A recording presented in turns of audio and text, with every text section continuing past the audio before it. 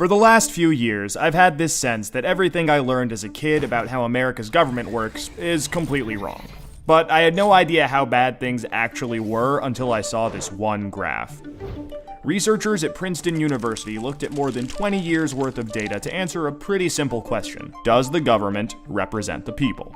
Now, this is what they found. This axis here represents public support for any given idea. On the left, at 0%, are ideas that not a single American wants. On the right, at 100%, are ideas that everyone supports. This axis represents the likelihood of Congress passing a law that reflects any of these ideas, from a 0 to a 100% chance. On this graph, an ideal republic would look like this. If 50% of the public supports an idea, there's a 50% chance of it becoming law. If 80% of us support something, there's an 80% chance. You get the idea.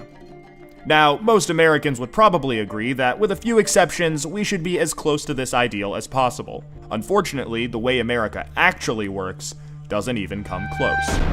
Take an idea that nobody supports, literally nobody, and it has about a 30% chance of becoming federal law. Now, take an incredibly popular idea, the most popular idea this country has ever seen, and there's also about a 30% chance of it becoming law. This means that the number of American voters for or against any idea has no impact on the likelihood that Congress will make it law. Put another way, and I'm just going to quote the Princeton study directly here, the preferences of the average American appear to have only a minuscule, near zero, statistically non-significant impact upon public policy. So if you've ever felt like your opinion doesn't matter and that the government doesn't really care what you think, well, you're right. But there's a catch. This flat line only accounts for the bottom 90% of income earners in America. Economic elites, business interests, people who can afford lobbyists, they get their own line. Look at how much closer their line is to the ideal. When they want something, the government is much more likely to do it. And when they don't, they have the power to completely block it from happening, no matter how much the rest of the country supports it. They get what they want, and guess who ends up paying for it? We pay for it with the most expensive healthcare in the world. We pay for it with a tax code that's a complete mess. We pay for it with internet that's slower and more expensive, with wasteful spending, a floundering education system, a catastrophic drug war, and 1 in 5 American children born into poverty. Almost every major issue we face as a nation can be traced back to this graph. How does this happen? Well, just follow the money. Right now, it's perfectly legal to buy political influence in America. Here's how it works. Let's say a big bank wants a law that would force taxpayers to bail them out again if they repeat the exact same reckless behavior that crashed the global economy in 2008. Not exactly the most popular idea with the public, and Congress knows that. That should be the end of it. But that's where the money comes in.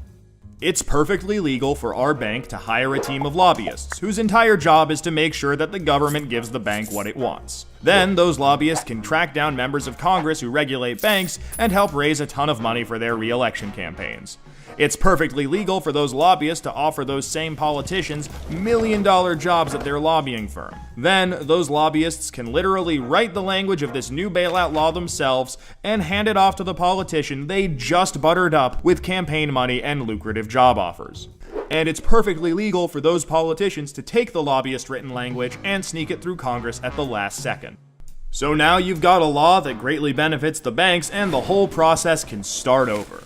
This is how a bill becomes a law. A special interest hires some lobbyists, those lobbyists collect campaign contributions, offer jobs, and then write the laws that Congress then passes to help those same special interests. This happens every day on every single issue with politicians of both parties. In the last 5 years alone, the 200 most politically active companies in the United States spent $5.8 billion influencing your government. Those same companies got $4.4 trillion in taxpayer support. And that's trillion, with a T.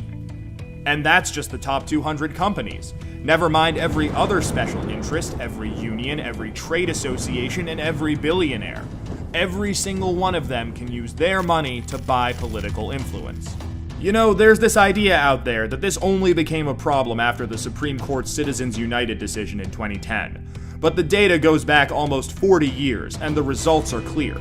Corruption is legal in America. And as long as it is, anyone who can spend money to buy political influence will. The solution here isn't rocket science. Make corruption illegal. We already know Congress won't do it. I mean, one look at this chart will tell you that. What we need is a plan that lets us go around Congress and do what the American people do best. Fix this mess ourselves. Well, good news. We have that plan and it's already working. Now that we've got the problem covered, let us show you how to be part of the solution.